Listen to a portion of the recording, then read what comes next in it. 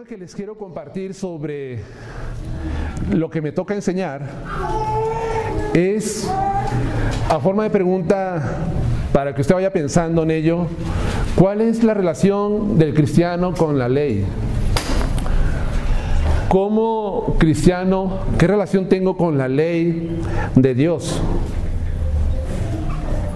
Quiero que se quede esa pregunta en su mente, porque es importante que nosotros entendamos en qué relación estamos en cuanto a la ley de Dios. El tema de la ley mosaica, por supuesto, ha sido un tema muy recurrente en la carta a los Romanos. Pablo ha explicado anteriormente que estar en la posición de la ley o estar bajo la ley nunca mejoró la situación de Israel delante de Dios, estar bajo la ley. Lo que nos cuenta Pablo a través de lo que ya estamos avanzando en esta carta es que la ley de Dios demanda obediencia hacia ella, que nosotros le obedezcamos. Y en este sentido, el pueblo de Israel fracasó en cuanto a obedecer la ley de Dios. Los judíos no obedecieron, fracasaron rotundamente en su intento de tratar de obedecer. Pasajes anteriores al capítulo 7 de Romanos, por ejemplo, en Romanos capítulo 2, versículo 12, dice: porque todos los que sin ley han pecado, sin ley también perecerán, y todos los que bajo la ley han pecado, por la ley serán juzgados. Entonces Pablo está hablando sobre el pueblo judío que están bajo la ley, que pecaron, que no cumplieron el estándar que demandaba la ley, y por eso van a ser también juzgados de parte de Dios.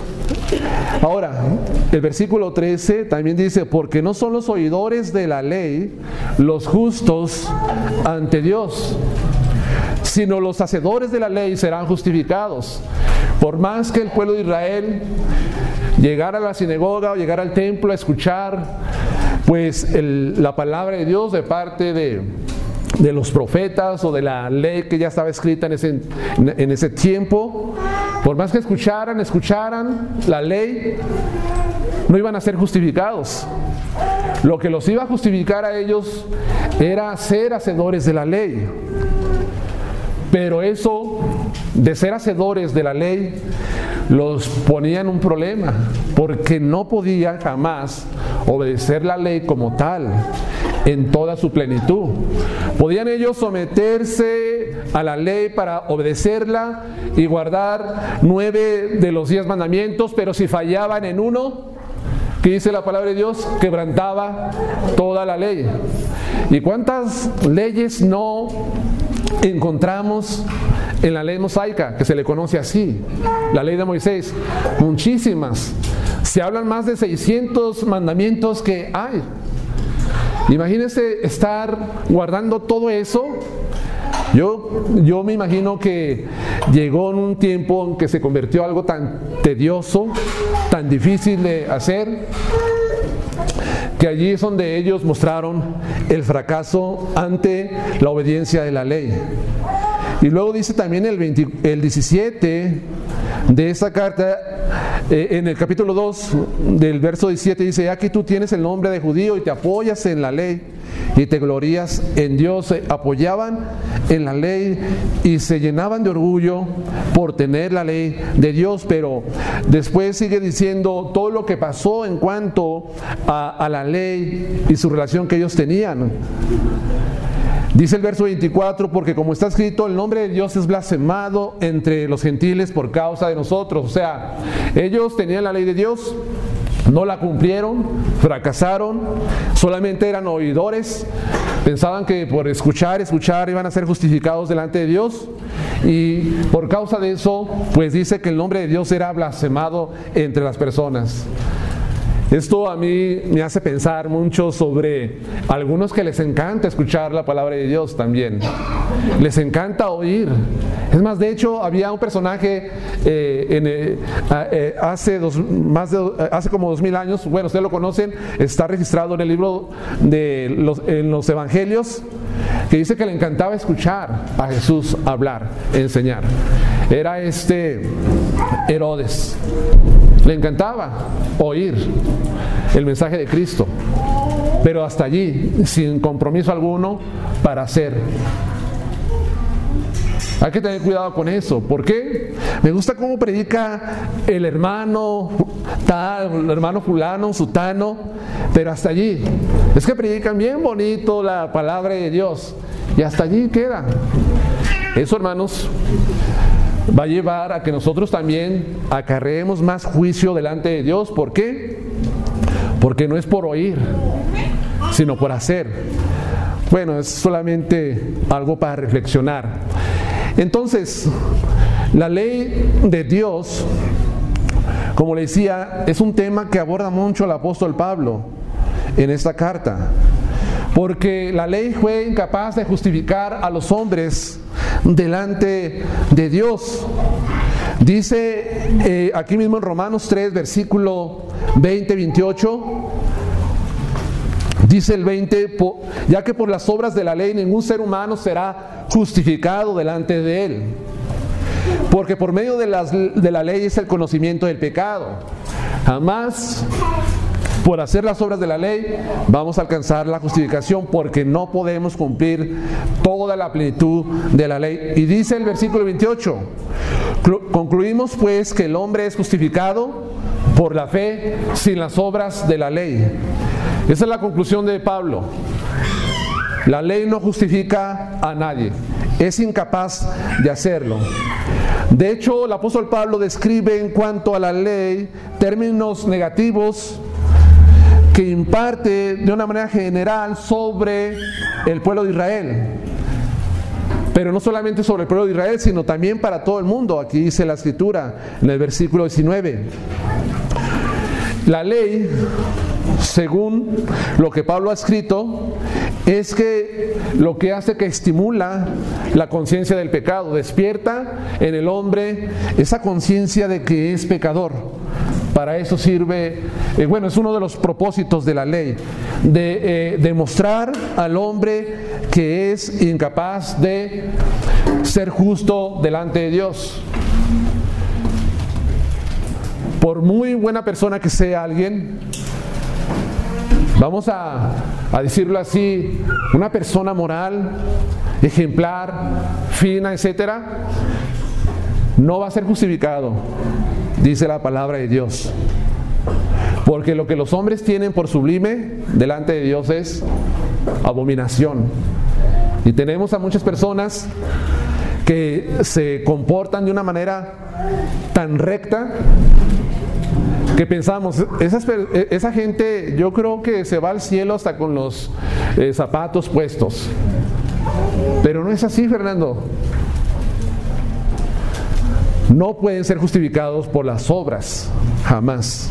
Esa es la conclusión, pues, de Pablo. Es más, la ley de Dios también produce ira, porque en el capítulo 4, versículo 15, dice lo siguiente: porque si los que son de la ley son los herederos, van a resultar la fe y anulada la promesa.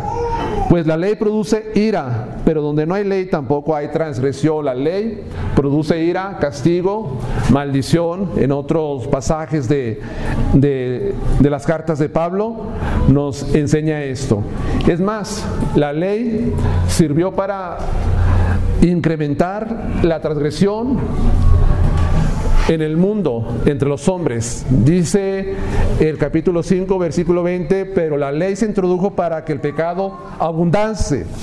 Mas cuando el pecado abundó, sobreabundó la gracia.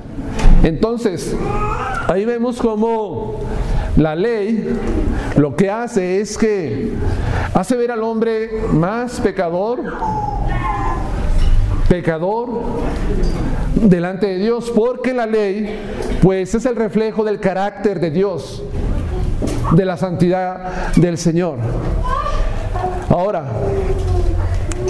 se nos ha hablado anteriormente todo el capítulo 6 de Romanos, y este capítulo es maravilloso porque nos enseña cómo nosotros hemos sido libertados del pecado. El capítulo 6 aborda ese tema, cómo nos vamos a relacionar nosotros ahora en Cristo con el pecado. ¿Qué relación tiene el pecado en mi vida, en tu vida?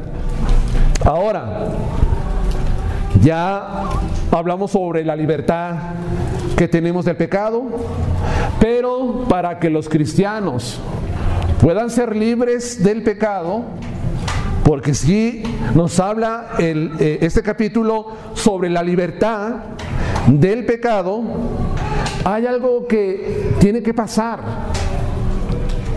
Primero, para ser libres. Y para ser libres del pecado, primero hemos de ser librados de la autoridad obligatoria de la ley. Tenemos que ser libres de esa autoridad. Porque el versículo 14 nos enseña cómo es que nosotros estamos, pues, bajo esa autoridad de la ley. En el versículo 14, antes, para entrar al capítulo 7, del versículo 1 en adelante, el versículo 14 nos dice: porque el pecado no se enseñoreará de vosotros, pues no estás bajo la ley, sino bajo la gracia. Aquí el apóstol Pablo está escribiendo una palabra bien importante. Es la palabra enseñorear. Dice: el pecado no se enseñoreará de vosotros. ¿Y qué significa esa palabra de enseñorear? Pues denota un señorío tal que tiene el pecado sobre las personas. Ahora, esta palabra la vamos a encontrar más adelante en la carta, en Romanos 14:9, donde nos habla que Cristo es el Señor. Pues así está dando la idea de que el pecado no va a tener ese dominio, ese control sobre la vida del creyente. Ahora, es algo que nosotros debemos de entender. Dice que el pecado no se va a enseñorear del creyente. ¿Por qué no se va a enseñorear el pecado del creyente? El mismo apóstol Pablo da la respuesta: pues no estás bajo la ley, sino bajo la gracia. Nos dice que no estamos bajo la ley, sino bajo la gracia. Pero ¿cómo es que se logró estar en esa condición donde el pecado ya no tiene ese dominio sobre el creyente? Estoy diciendo el dominio. No estoy diciendo que el pecado ya está ausente del creyente o que ya no lo toca, sino el control y el señorío. ¿Qué pasó para que el pecado no tuviera pues ese dominio en nosotros? Pues la respuesta es clara. Pablo dice: no estás pues bajo la ley. ¿Cuál ley? La ley de Moisés. Estás bajo la gracia. Queramos o no, nosotros vemos dos dispensaciones en las Escrituras: la ley y la gracia. Puede ver que algunos puedan añadir algo más, pero yo veo esto, que pasamos de una dispensación, administración de la ley, a otra administración de la gracia. Entonces, estar bajo la ley, esa palabra bajo es importante porque si da a entender que estamos inferiormente colocados por encima de alguien que es superior. Eso es lo que da a entender. Sin Cristo, toda persona está bajo la ley está encima de él. Pero ahora en Cristo se quita esa ley que está encima de nosotros y se coloca la gracia de Dios. Entonces, estamos nosotros en una posición de gracia delante de Dios. Entonces, Pablo quiere explicar que el pecado está íntimamente relacionado con la ley de Moisés. Mejor dicho, pues, hermanos, estar bajo la ley es lo que necesita el pecado para ejercer ese dominio sobre los hombres. Eso es lo que necesita el pecado. Tenerlos bajo la ley para tener el dominio sobre nosotros. ¿Y cómo es que tiene ese dominio? ¿Cómo es que tiene ese dominio el pecado sobre los hombres? Bueno, la ley le dice al hombre lo que debe de hacer. ¿No le dice eso la ley? Lo que tenemos que hacer. Dios le dio su ley al pueblo de Israel para que se rigieran, para que fueran una nación santa, apartada, diferente de las naciones que les iban a rodear cuando entraran a la tierra de Canaán. Y la ley que Dios le da, se la da de una manera tan explícita que le dice lo que ellos estaban obligados a hacer, a cumplir. Pero hay un problema. Aunque la ley le dice al hombre lo que debe de hacer, la ley no le da el poder para hacerlo. La ley no le da al hombre el poder para hacerlo. Es como cuando usted llega y se ve al espejo y mira que está desarreglado, o tiene barro, o tiene una salpicadura, etcétera, de salsa. Usted llega al espejo y se ve, pero el espejo no tiene el poder para limpiarlo, ¿sí? O llega usted al espejo, se mira, y una vez que ya está viéndose al espejo a ver cómo luce, ¿ya queda limpio? No, ¿verdad? El espejo solamente le dice a usted lo desarreglado que está, pero nunca tiene el poder para limpiarnos. Así la ley nunca da el poder para hacer lo que a Dios le agrada, para limpiarnos del pecado. La ley no lo hace. Es más, la ley despierta los deseos pecaminosos de la naturaleza caída en el hombre. Despierta ese deseo para que el hombre haga lo que está prohibido por la ley. Eso es lo que nos enseña la palabra de Dios. Ahora, no estar bajo la ley y estar bajo la gracia, Pablo enseña una nueva posición que tiene el creyente en Cristo. Ahora estamos bajo la gracia. Es lo que nos enseña pues el apóstol. Entonces, como le decía, para poder ver lo que dice el capítulo 7, iniciando el versículo 1 en adelante, es necesario que nosotros entendamos lo que el apóstol Pablo ha dicho anteriormente. Ahora, Pablo reúne estos puntos en esta sección que trata directamente los efectos negativos de la ley mosaica. O sea, la ley mosaica es un término que se ha acuñado, pero significa prácticamente la ley de Moisés. Entonces, los efectos negativos de la ley mosaica y su relación con los creyentes, directamente vinculados con el contraste, ya no bajo la ley, sino bajo la gracia, en el capítulo 6, versículo 14 y 15. Estos versículos afirman, de lo que vamos a estar analizando, que los cristianos hemos sido librados de la vinculante autoridad de la ley mosaica para ser libres del señorío del pecado. Hermanos, nosotros tenemos que entender pues esto. ¿Cómo se relaciona el pecado conmigo? ¿Qué relación yo tengo con la ley? ¿Qué ha hecho Dios para hacerme libre? Y ustedes tal vez han pensado, de ahora que se habla sobre la libertad del pecado, que aún seguimos nosotros a veces luchando con el pecado en nuestras vidas. Nos enojamos, a veces porque alguien le trata mal o porque le ofende por cualquier cosa. Es algo de la experiencia humana que seguimos todavía nosotros haciendo.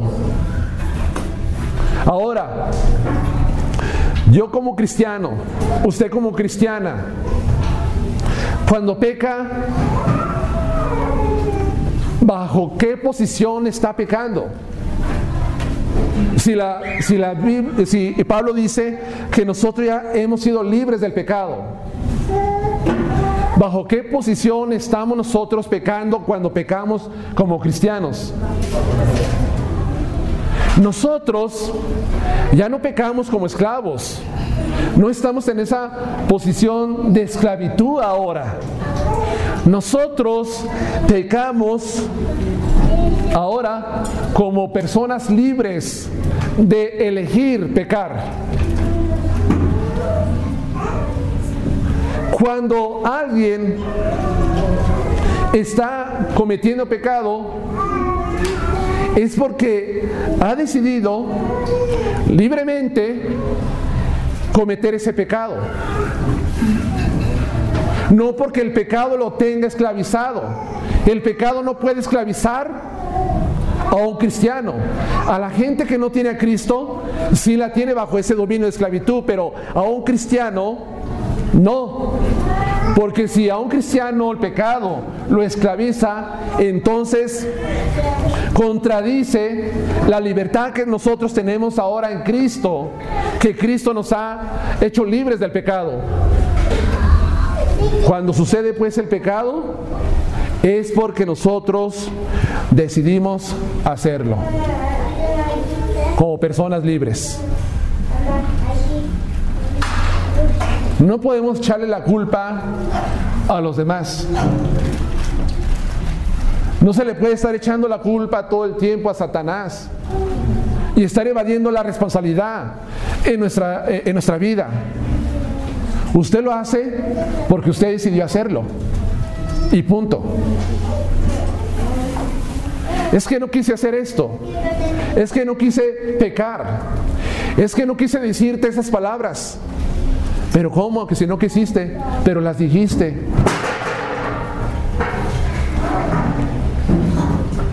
Lo hacemos pues, que quede claro, cuando pecamos, yo no peco como un esclavo del pecado, sino como hombre libre que elige y tiene la libertad o la elección de pecar.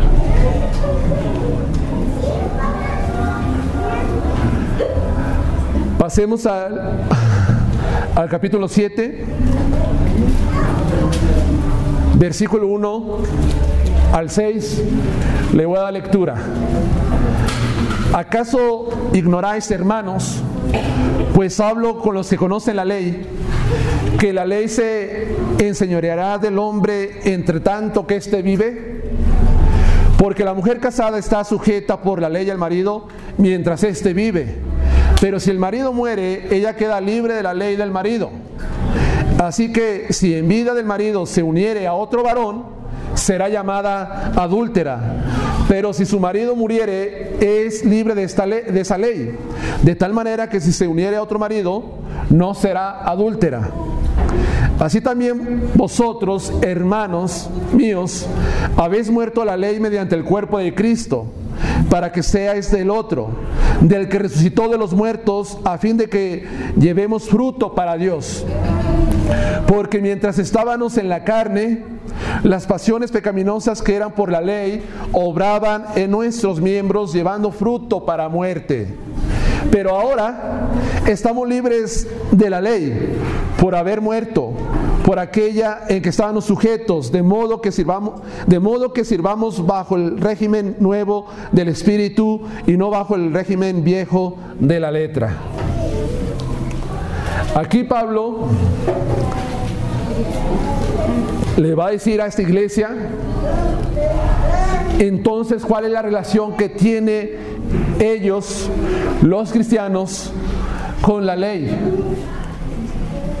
Y lo primero que les quiere decir Pablo, y lo que voy a presentar, es el dominio de la ley es limitado.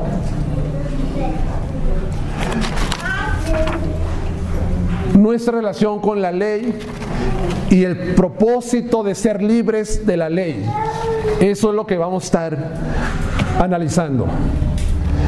Veamos pues el versículo 1, donde vemos el dominio limitado de la ley respecto al hombre. Dice, ¿acaso ignoran, hermanos? Pues hablo con los que conocen la ley, que la ley se enseñorea del hombre entre tanto que éste vive. Cuando Pablo habla sobre la ley, podemos entender que Pablo en este versículo, en el 1, no es tan específico de dejar en claro a cuál ley se refiere, sino más bien él da la oportunidad para que se pueda entender que puede ser tanto la ley romana como la ley griega o la ley de Moisés. Entonces, la ley de Moisés sí lo va a explicar más abajo, pero en este versículo puede ser cualquier ley. Ahora, el dominio de la ley solamente es, dice Pablo, entre que la persona está viva.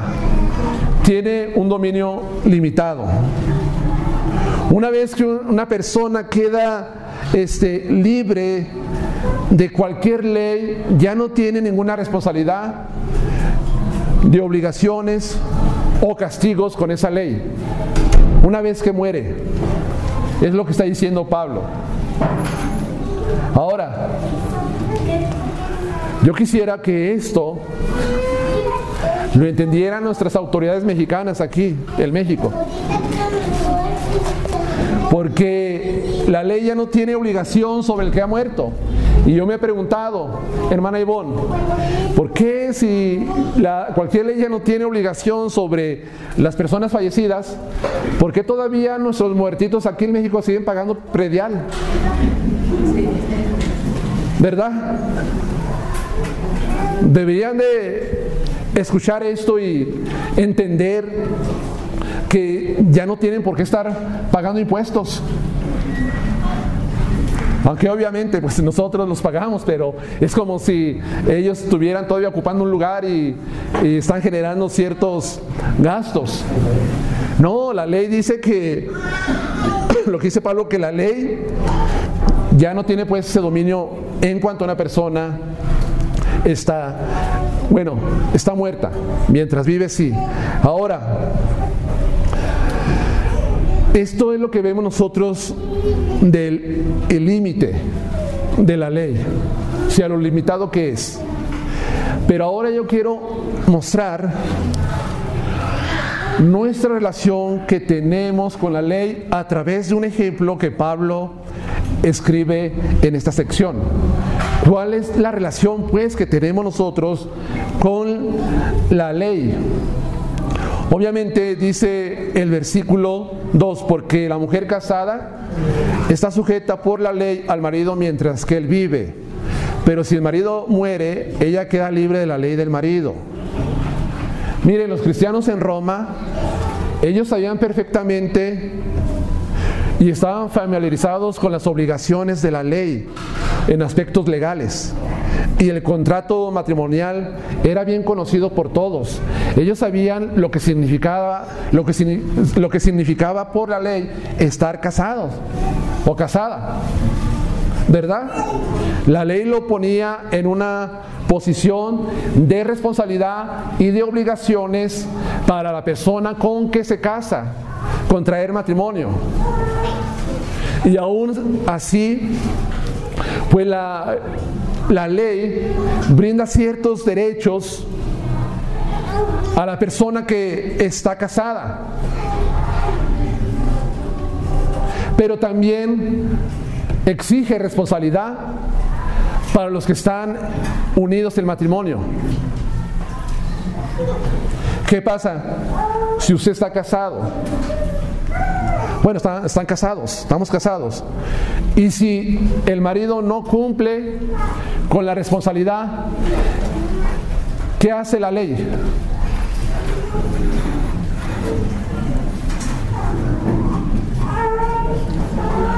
Ha habido casos que hasta los meten a la cárcel, ¿verdad? Por no pasar dinero para la familia. Eso es lo que hace la ley, hermanas.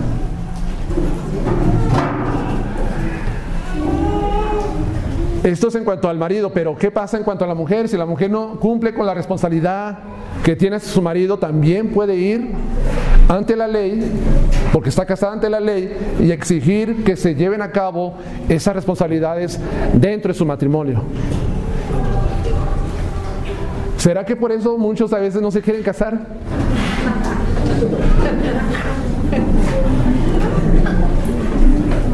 Porque aunque algunos obviamente están viviendo en una unión libre, pero cumple con la responsabilidad, pero algunos sí tienen esa mentalidad y dicen, si me caso,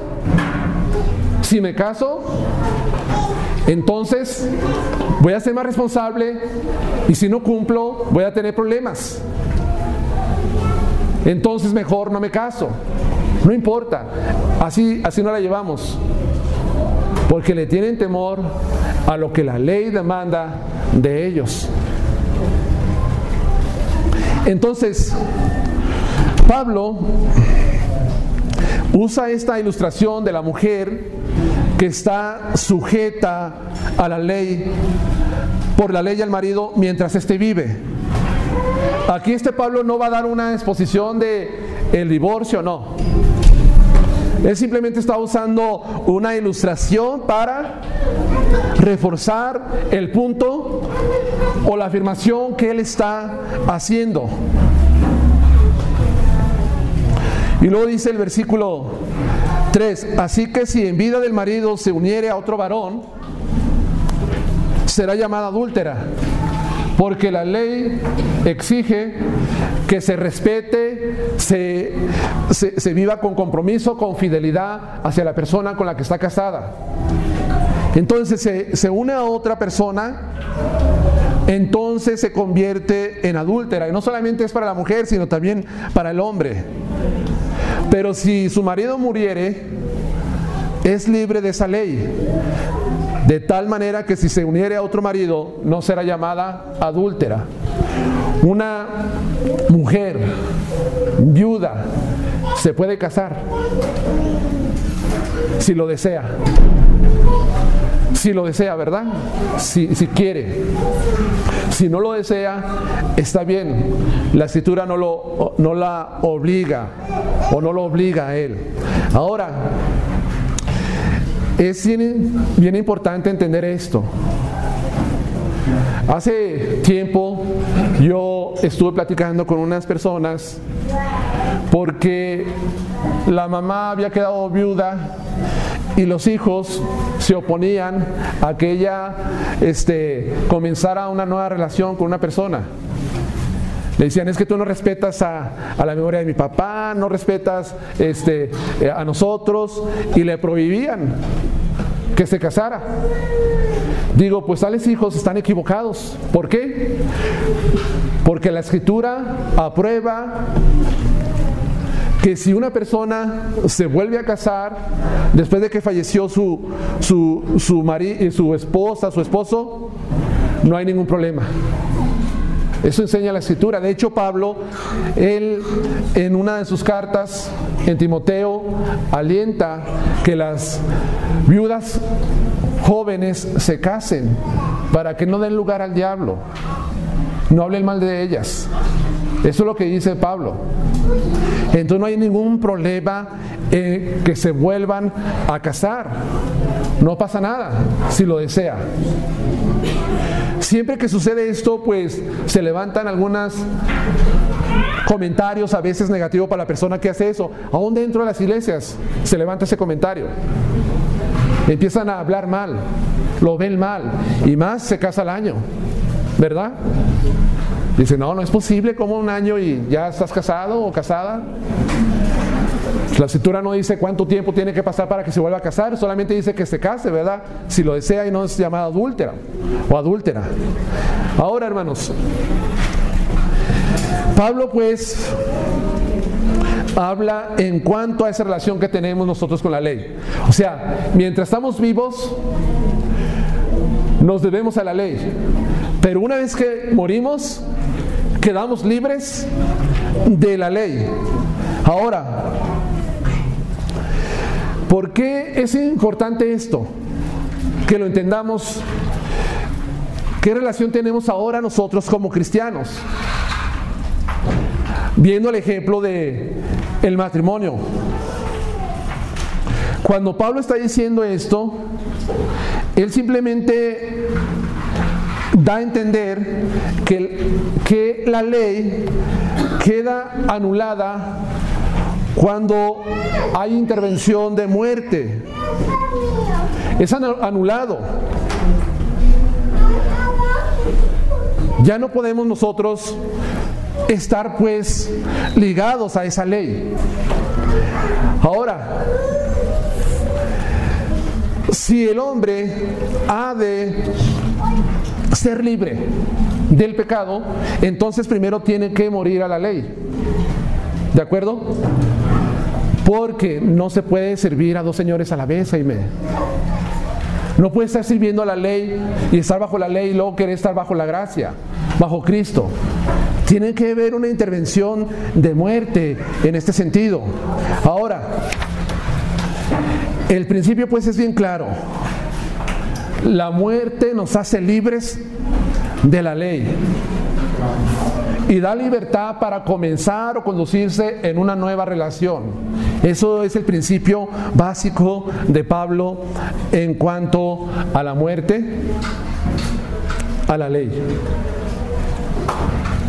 Nos da la oportunidad, hermana Betty, a poder comenzar una nueva relación, hermanos. Hermano Jaime, eso es lo que hace, pues. Ahora, ¿por qué la ley, el morir? ¿Cuál es el propósito? ¿Cuál es el propósito de morir? Ser libres de la ley.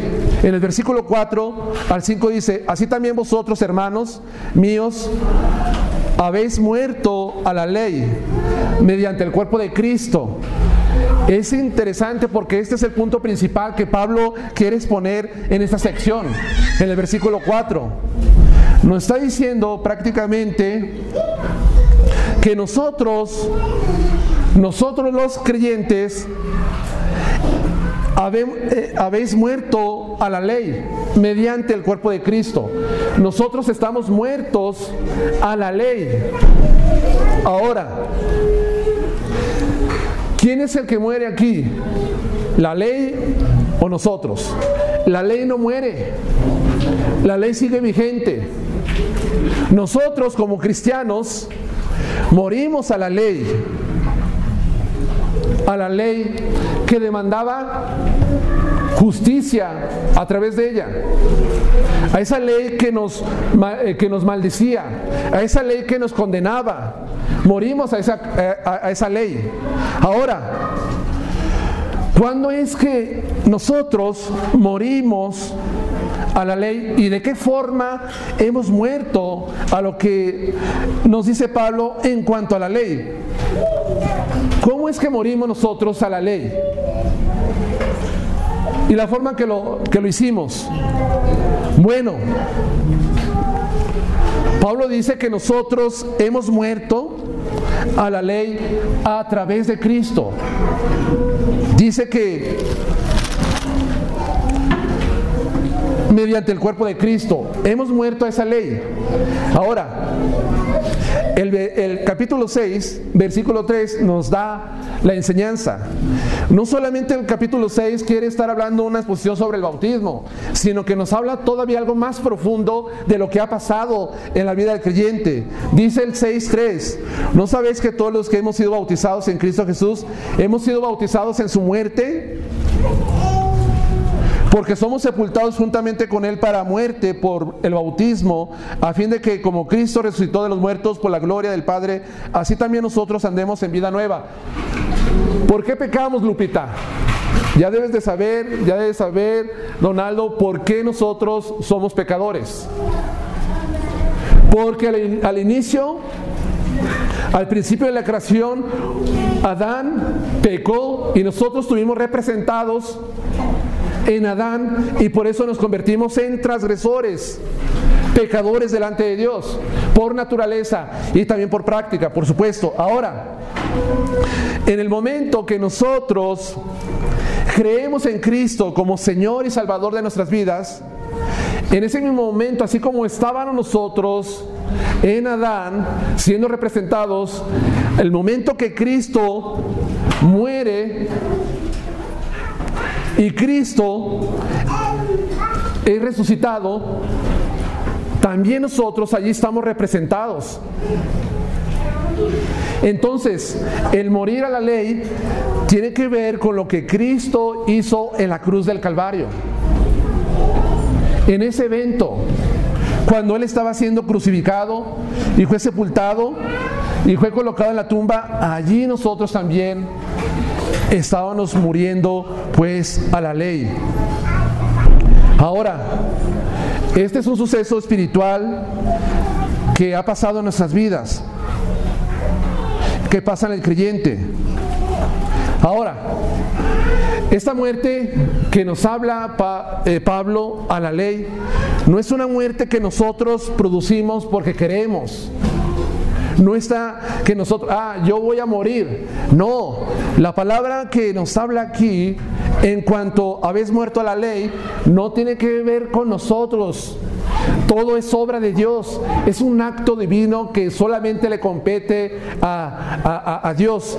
Tú crees, pero en ese momento que crees, Dios está dando muerte a la ley y te está resucitando en Cristo.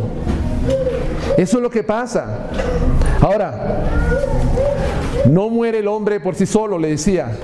Es un acto que solamente le corresponde a Dios. Ahora, esta palabra que dice habéis muerto, literalmente significa habéis sido hechos morir. Escuche bien, significa habéis sido hechos morir. En otras palabras, hay alguien que nos hizo morir a la ley. ¿Y quién fue? Pues obviamente es Dios. Un acto de su voluntad. Al momento pues de morir, se hace una referencia al cambio de la esclavitud de la ley, de estar bajo la ley, bajo el dominio, bajo su esclavitud, a estar unidos con Cristo. En la muerte de Cristo nosotros somos unidos a Él. Es por eso, hermanos, que debemos de entender que ya no se puede en ninguna manera volver a la ley una vez que ha pasado esto en nuestras vidas, que Dios nos ha hecho morir. Un muerto ya no puede regresar espiritualmente para estar bajo la ley. Una persona fallecida físicamente ya no puede regresar para nuevamente estar casado con la persona con la que vivió en la tierra. No se puede. ¿Recuerdan ustedes que Pablo reprendió a los Gálatas porque les dijo, habiendo comenzado por el Espíritu, vas a terminar en la carne? Ellos querían volver nuevamente a la ley de Moisés, quiere cumplirla, guardarla, pero no se puede. Si ha pasado esto espiritualmente, es imposible que un creyente quiera volver a la ley. Y si quiere hacerlo, entonces tiene que revivir nuevamente para ser muerto. Estas personas que nos hablan que nosotros estamos relacionados con la ley y que debemos de guardar la ley, están equivocadas. No entienden el evento que ha pasado con la muerte de Cristo y cómo nosotros estamos unidos a Él para morir a la ley y para resucitar juntamente con Cristo. No lo entienden. Hermanos, hay un propósito, pues, de ser libres de la ley. Y somos libres de la ley para ser unidos a Cristo. O en otras palabras, estar casados con Jesús. Dice la palabra en el versículo 4, para que seáis de otro. O sea, una vez muerto, yo puedo empezar una relación con alguien más, según el ejemplo que da en el capítulo 2, en el versículo 2, versículo 3. Cuando ya no existe, pues, esa relación, esa obligación, se puede comenzar a tener una relación con alguien más. Y Pablo dice aquí, para que seáis de otro. ¿Quién es ese otro? Del que resucitó de los muertos, a fin de que llevemos fruto para Dios. Ahora nosotros estamos unidos a Cristo. Estamos casados con Cristo. La iglesia es la novia de Cristo, es la esposa de Cristo, la iglesia. Y la iglesia la formamos todos los que hemos sido redimidos por el Señor a través de su Hijo Jesús. Esto es lo que nos enseña, pues, que la única manera para poder ser unido a Cristo era primero morir a la ley y pertenecer a Él. Dice también que a fin de que nosotros llevemos fruto, y esto es lo que quiero puntualizar más. Se nos habla del fruto de santificación. Dice el versículo 22 del capítulo 6: mas ahora que habéis sido libertados del pecado y hechos siervos de Dios, tenéis por vuestro fruto la santificación y como fin la vida eterna. Comentaba el hermano en una de sus predicaciones que no se le puede exigir a una persona que está bajo la ley, que no es regenerada, que no tiene fe en Cristo Jesús, no se le puede demandar una vida de santidad. No se puede demandar una vida de santidad. ¿Por qué? Porque todavía está vivo para la ley. Y esto es muy importante. ¿Cuántas veces usted no quiere que su pareja, su esposo, su esposa viva dando fruto de santificación en su vida? Y exigimos que dé fruto, ¿verdad?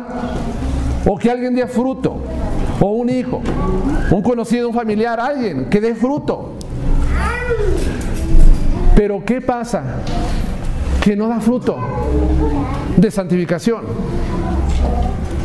¿Acaso no estará pasando que nosotros estamos pidiéndole al tigre que cambie sus manchas cuando no puede? ¿Acaso no estamos quizás diciéndole a alguien, ya deja de hacer esto, compórtate como un cristiano, como una cristiana? ¿Qué tal si ella o él no han sido muertos a la ley, libertados del pecado?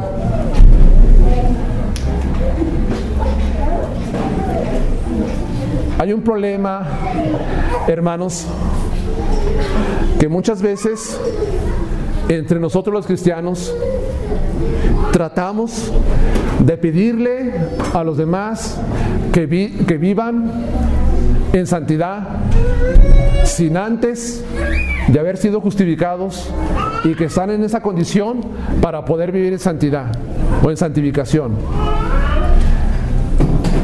Mucho cuidado, ¿por qué? No fumes, no tomes, no digas malas palabras, pórtate bien. ¿Y qué piensa la gente? Piensan ellos que por dejar de hacer esas cosas ya son hijos de Dios, pero sin embargo no hay justificación en ellos. Y para que esto funcione, primero, hermanos, es justificación y luego santificación. Primero soy justificado, primero soy muerto a la ley para ser liberado del pecado, y no al revés. Primero santificación y luego justificación.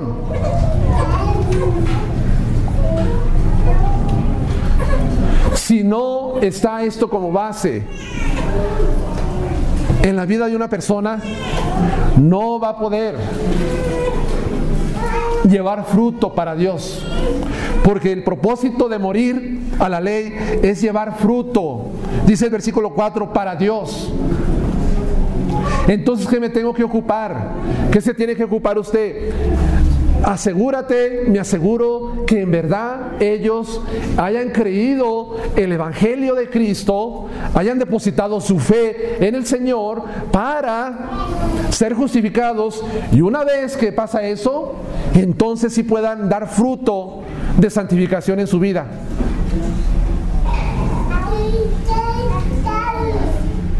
¿Cuántas veces me ha tocado decir: es que, ¿por qué estás tan seguro que él es cristiano o ella es cristiana? Porque no vemos fruto.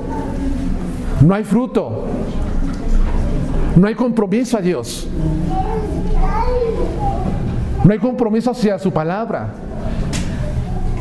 No hay compromiso a la santidad, a la santificación. ¿Por qué estás tan seguro que debe de dar fruto? Hermano, es que hace tiempo ella o él reconocieron que eran pecadores, y muchas veces dice: ellos aceptaron a Cristo. Así usa la palabra. Le digo: ¿cuánto? ¿Cuánto hace de eso? Hace 12 años. ¿Cuántos años tenía él o ella? Pues tenía 10 años. Y por eso, porque en aquel entonces hizo una oración, aceptó a Cristo, así en el lenguaje que yo he escuchado. ¿Tú crees que por eso entonces ella tiene que dar fruto? Sí. ¿Tú crees que es hija de Dios? Sí, es hija de Dios, porque se bautizó en la iglesia. Es más, fue bautizada. Y la pregunta: ¿dónde está ahorita ella o él? Pues andan en el mundo. ¿Cuánto tiempo tiene que andar en el mundo? Pues hace 7 años, 8 años. ¿Y está viviendo en el mundo y no le interesa a Dios, no le interesa la palabra, no le interesa el compromiso? Sí. ¿Sigues creyendo que es hija de Dios? Sí. Digo, ¿es posible que no puedan entender estas verdades de la palabra de Dios? No entiende que para que primero pueda dar un fruto de santificación tiene que ser justificado, tiene que nacer de nuevo, tiene que pasar eso. Si no, hermanos, si no hay fruto, es porque todavía está en la esclavitud del pecado. ¿Y por qué está en la esclavitud del pecado? Porque todavía está sujeto a la ley. Básicamente es lo que podemos deducir nosotros. Pero una vez que nosotros estamos en una nueva relación con Cristo, nos unimos a Él, estamos casados, entonces Pablo dice, a fin de que llevéis fruto para Dios. Entonces sí se va a producir ese fruto en la vida del cristiano. Sí se va a poder vivir, como dijo nuestro hermano anteriormente, en esa santidad, en esa vida que agrada a Dios. Pero tiene que pasar esto primero.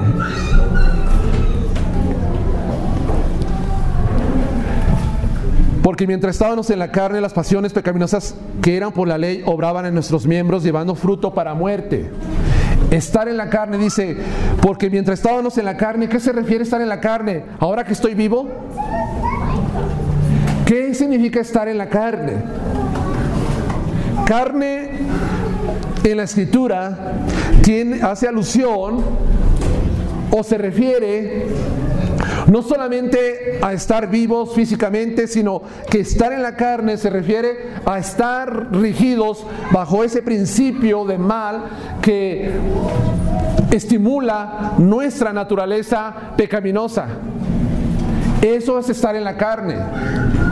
Ahora la palabra dice, mientras estábamos, la palabra estábamos significa de esa posición que estábamos antes sin Cristo.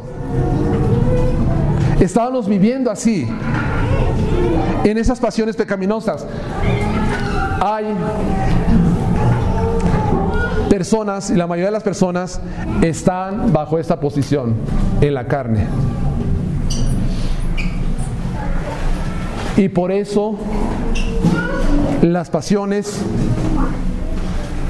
son tan manifiestas, tan latentes en sus vidas, porque aún no han pasado de ese estado de carne a ese estado de espíritu. No lo han hecho. Y estar en la carne, el vivir en la carne, como dice Gálatas capítulo 5, versículo 19 en adelante, que habla de las obras de la carne, que es el adulterio, la fornicación, la mentira, la malicia, el engaño, la disensión, la hechicería, la brujería, la borrachera, todo. Dice que todo esto solamente produce fruto de muerte, pero muerte espiritual. Y tristemente muchas veces va a ser una muerte eterna en muchos. Ahora, el propósito de estar libres de la ley es para que unirnos a Cristo y para que llevemos fruto, pero también es para que sirvamos bajo el régimen nuevo del Espíritu y no bajo el régimen viejo de la letra. ¿Qué se refiere esto, hermanos? ¿Qué se refiere que el cristiano va a servir bajo un nuevo régimen? ¿Qué régimen? ¿Qué entiende por régimen? Gobierno. Y ese gobierno, cada gobierno tiene sus leyes, ¿verdad? Acaba de pasar, o no, más bien está ahorita el Mundial en Qatar. Ese gobierno, ese régimen tiene sus leyes, ¿no? Y bajo esas leyes tienes que comportarte. Y si no te comportas de acuerdo a los requerimientos de la ley de ese gobierno, vas a sufrir una penalidad, castigo. ¿Por qué? Porque es el régimen allá. El régimen aquí es diferente también. No es lo mismo. Aquí muchos pueden beber vino en la calle y no pasa nada. Creo que allá si beben cerveza, vino en la calle, son sancionados por la autoridad. Entonces cada régimen tiene ciertas leyes, ciertas formas de regirse. El régimen viejo es el régimen de la carne, hermanos, de la letra, de la ley. Y bajo ese régimen nosotros estábamos sujetos sujetos a someternos a ellos, pero ahora no podemos estar sujetos porque estamos bajo un régimen nuevo. Ahora el creyente está en Cristo para servir al régimen del Espíritu. ¿Y qué es el régimen del Espíritu? El régimen del Espíritu, Pablo quiere dejar claro, voy a terminar, que no es una licencia para pecar como algunos podían interpretar. No estoy bajo la ley, estoy bajo la gracia, entonces no es una licencia para pecar, sino es una condición, es una posición que estamos ahora para servir a Dios y obedecerle. Que Dios, a través de su Espíritu, el régimen del Espíritu, nos ha facultado, nos ha empoderado para obedecer a Dios. Un poder que la ley por sí misma nunca puede conceder. Ahora nosotros tenemos el poder del Espíritu Santo para poder obedecer, llevar fruto delante de Dios. Antes no, ahora sí. Hermanos,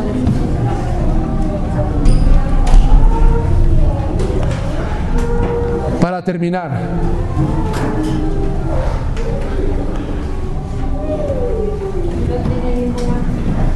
la vida que nosotros estamos llevando es caracterizada por una persona que ha sido libre del pecado mediante la muerte de la ley y que ahora está unida a Cristo y que lleva fruto, que glorifica a Dios y que ahora está bajo el dominio y el control del Espíritu Santo para obedecer lo que realmente Dios pide.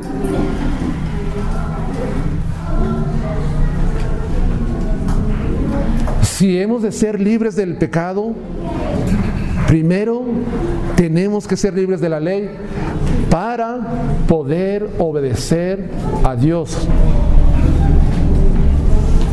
Y así, hermanos, estar llevando el fruto que Dios pide en nuestras vidas. Ya somos libres. Pensemos como hombres libres. Pensemos como hombres libres, termino. Lamentablemente, mucho cristiano, aunque ya es libre del pecado y de la ley, sigue pensando como un esclavo. A los niños les gustan los elefantes, ¿verdad que sí? Algunos. Un elefante se dice que está sujeto a una estaca por mucho tiempo en un circo. Llega el momento que le quitas la estaca y donde está encadenado, y allí permanece todavía. No se mueve. ¿Por qué no se mueve? Porque todavía él está pensando, aunque ya es libre, que puede moverse a libertad, él piensa que todavía está allí encadenado a la estaca. Muchos dicen que de los esclavos en los Estados Unidos, estamos hablando de 200 años, una vez que fueron libres, ellos seguían viviendo y pensando como esclavos. Ya eran libres, pero seguían con una mentalidad de esclavos todavía. ¿Y acaso no es la misma mentalidad que tenemos muchas veces nosotros? Hermano, es que no se puede. He intentado muchas veces, pero no se puede. ¿Acaso no estamos diciendo, no hay libertad para hacer lo que Dios dice? No hay libertad para llevar fruto delante de Dios. Seguimos con este tipo de mentalidad. ¿Qué se requiere, pues? Que nosotros entendamos que debemos tomar en cuenta que hemos muerto al pecado, que hemos muerto a la ley y que ahora sí podemos servir a la justicia, llevar fruto que glorifique a Dios. Esta semana pensemos, hermanos, como hombres libres.